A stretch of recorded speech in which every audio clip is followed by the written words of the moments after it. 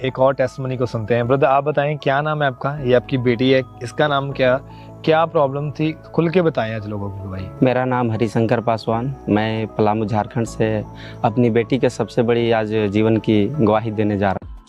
के अंदर से ब्लड का उल्टी आ रहा है, तो हमने जल्दी से डिस्ट्रिक्ट जो जिला हॉस्पिटल है उसमें लेकर के गए, तो वहाँ पे बोला कि नहीं से आपको ब्लड का अरेंज करना पड़ेगा।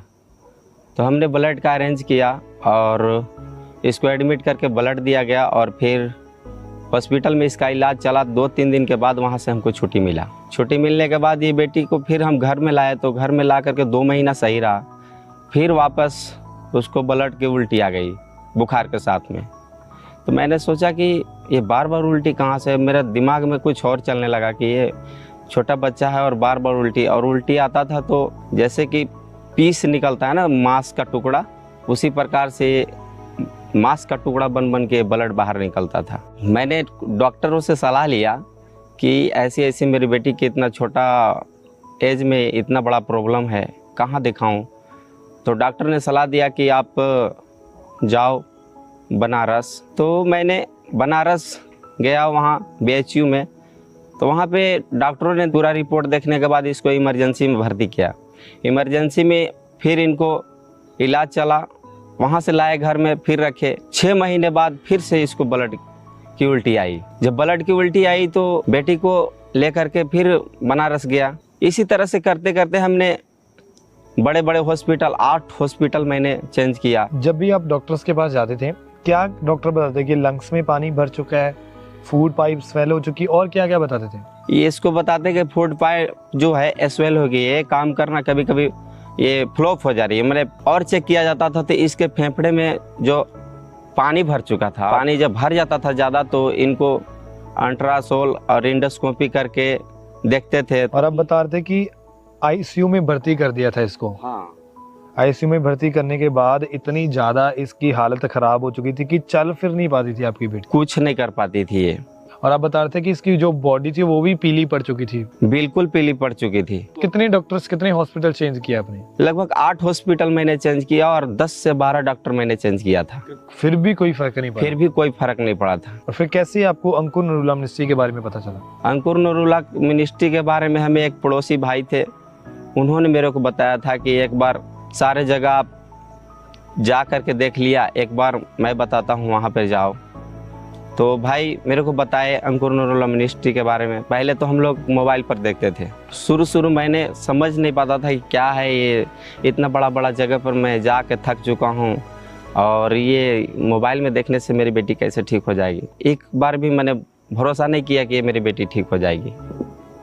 इसी तरह से हमने लगातार 3-4 महीने तक मैंने मोबाइल में देखा, मेरे को तभी भी समझ में नहीं आता था, पूर्ण विश्वास तभी भी नहीं होता था। जब हम बेटी को हर 21 दिन में हमें लखनऊ बनारस लेके जाना पड़ता था। जैसे हमने टिकट कटवाया था, शाम के समय था, टिकट कटाने के बाद मेरी बेटी का फीवर फिर से बढ़ चुका, और जब फीवर बढ़ चुका तो मेरा डिप्रेशन जैसा, मैं सोचा कि अब इसको फीवर हो चुका, मैं कहाँ लेके जाऊँगा। फिर भी टिकट कट चुका था तो मैंने माना नहीं, मैं ट्रेन को पकड़ लिया। और ट्रेन का सफ़र में जब मैं था तो ये रात भर मेरी बेटी बिल्कुल पीली पड़ चुकी थी एकदम उस समय, और इसका कंडीशन पूरा हर समय से और ज़्यादा ख़राब हो चुकी। तो मैंने अपना भाई लोग को फ़ोन किया कि भाई ऐसा ऐसा प्रॉब्लम है, हम हॉस्पिटल लेके जा रहे थे चेक कराने के लिए, ये बेसुध हो गई है, मेरे बेहोश हो गई थी। इसको ऊपर वाला सीट पर मैंने क्या कि लेटा दिया, और लेटाने के साथ मैंने जब बात किया भाई से तो भाई लोग बोले कि नहीं, एक बार देखो जा करके, खामरा जाओ आप। तो हमने विश्वास किया उस समय, उस रात में मैंने विश्वास किया, और विश्वास करने के साथ मुझे कानपुर उतरना था। तो कानपुर मैंने नहीं उतरा। मैं सोचा कि ये बेटी की हालत बहुत पीली पड़ चुकी है और ये ना हिल रही ना डुल रही। इसको टांगते थे इधर तो पैर इधर लटकता था और सर इधर लटकता था, टांगने के लायक नहीं, एक मुर्दे की तरह मेरी लड़की पड़ी हुई थी उस समय। मैंने अपना फेथ को, विश्वास को चेंज किया और मैं सोचा कि मैं इसको क्यों ना बड़े बड़े हॉस्पिटल में कहाँ लेके जाऊँगा, कौन इतना जल्दी देखेगा। इसके चलते मैं अपना विश्वास को ट्रेन में ही चेंज कर दिया कि नहीं, अब हॉस्पिटल का चक्कर लगाना नहीं है, अब खामरा लेके जाएंगे परमेश्वर के घर में। जैसे ही मैंने कानपुर को पार किया, 2 घंटा ट्रेन चली। इसके बाद ये बेटी बिना दवा के परमेश्वर ने मेरे जीवन में उसी समय काम किया। मैंने परखा उस विश्वास को। उठ रही है अपने से, उठ करके और पापा बोली। पापा बोलने के बाद ये लेज रखी थी पहले से, बैग में 2 लेज था। बोली कि पापा लेज खाएंगे। मैंने उठ के फटाफट इस बेटी को दिया लेज खाने के लिए। वो सो करके ही ट्रेन के सीट पर खा रही थी। अब खाने के बाद में ये उठ करके बैठ गई। तो मेरा जितना डिप्रेशन था, मैं सोच में पड़ा था, मैं रोना आ रहा था उस रात में। हम दोनों परिवार लोगों को रोना आ रहा था। लेकिन परमेश्वर ने मेरी बेटी को उस समय से हीलिंग स्टार्ट कर दी। जैसे मैंने अपने मन को चेंज किया, विश्वास किया, हॉस्पिटल पर से विश्वास उठाया, डॉक्टर पर से विश्वास उठाया और परमेश्वर के घर की ओर मैंने ध्यान लगाया, उसी समय से परमेश्वर ने मेरे जीवन में बहुत बड़ा काम किया। और फिर उसके बाद आप चर्च में आए? हाँ, डायरेक्ट मैंने चर्च में आया। चर्च में, और उस दिन परमेश्वर के दास ने प्रार्थना की थी? हाँ, उस दिन परमेश्वर के दास ने प्रार्थना की थी। तो ये सबसे पहले हम उस सामर्थी प्रार्थना को देखते हैं। सब तरह की पेन पे होली गोस्ट फायर जाए खत्म हो यीशु मसीह के नाम में, इन जीसस नेम।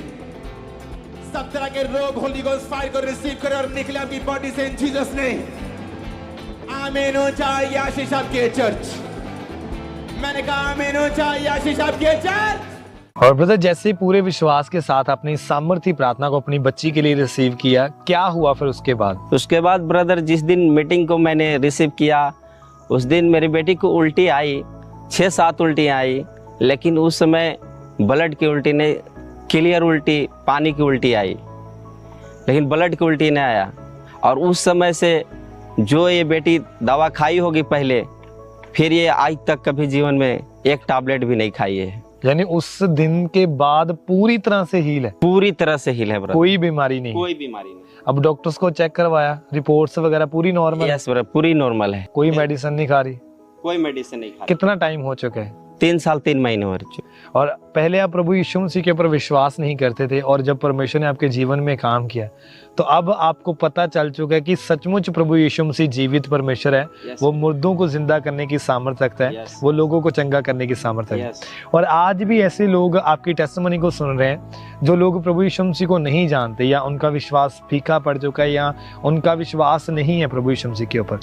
क्या मैसेज देना चाहते हैं आप उन्हें? मैं सारे लोग भाई बहन को यही मैसेज देना चाहता हूँ, जिस तरह मैंने हॉस्पिटल के चक्कर लगा लगा के थक चुका था, सारे डॉक्टर जवाब दे दिए थे, लेकिन प्रभु यीशु मसीह हमारा दुख को सुना, विश्वास को सुना।